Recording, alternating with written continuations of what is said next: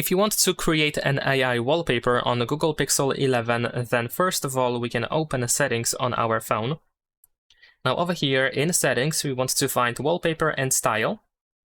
And then in wallpaper and style, you should be able to find the AI wallpaper option. In case you cannot find it in here, you can go to more wallpapers, and then you can find it somewhere in here in the wallpaper studio section. Now we need to choose the theme that we want to use for our AI wallpaper, so I'm gonna choose imaginary in my case. Here we have the prompt, which we can slightly customize, so we can tap on these phrases that have dots below. And then you can, for example, change the bicycle to, let's say, a boat. Instead of flowers, I'm gonna use wood. And we're gonna change the color to blue and indigo. And then we can tap on Create Wallpaper.